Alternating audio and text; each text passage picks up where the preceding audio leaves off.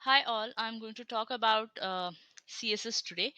So uh, generally we won't add identical selectors in our CSS, but when the CSS file gets complicated, the chances of having conflicting rules increases.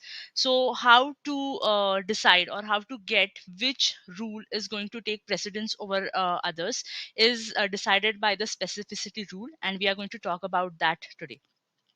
So I have this HTML file over here, a simple HTML file with div having ID of container, then one h1, a paragraph tag, and inside the paragraph tag I have this emphasis tag.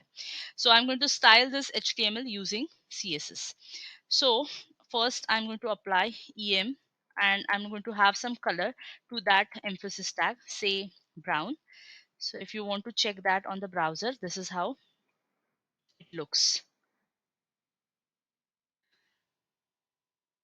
Okay, so this is how it is looking. Now the next thing I'm going to do is, again, I'm going to apply EM color, a different color now. So let that be dark blue. So you can check the color is changed from brown to dark blue. Now this was because the second rule, as it has come later in the document, it took the precedence. What now I'm going to do is I'm going to add PEM. Rather, let's change this to PEM here. Okay, so again you will see the color is dark blue only. Okay, now what I'm going to do is I'm going to change it to something like this: container P. Now the P has class of para1, so let's add that. And then the descendant is EM, and let's make the color to be dark orange. Okay, so you see now this color is changed to dark orange. If I shift this above, and let's change the color to uh, deep pink. Okay, we'll see that the EM has got color deep pink. Now you might be thinking, why is that happening? My rule is first in line. Even if we are styling the same element, why the first one has taken precedence? The answer is this rule is more specific. Now how do I calculate the specificity of a particular rule? For that, let's go over here. So whenever a rule is more specific, it gets higher priority, and this is the specificity calculator. Whenever you are styling an element using the inline styles, it is 1000 points. Whenever you have the ID selector, it is 100 points. Classes, attributes, and pseudo classes, it is 10 points. And when you have elements and pseudo elements, it is 1 point.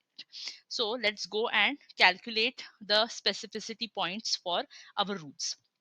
As over here, this is the tag selector EM, so it has got 1 point. Then here it is the descendant selector paragraph and its descendant EM. Now the element selector both are, so it is 1 plus 1, 2 points. So whenever we had this only EM and PEM, as this was more specific, we got the dark blue color. Now about this, we are having ID selector, then the element selector, class selector, and again the element selector.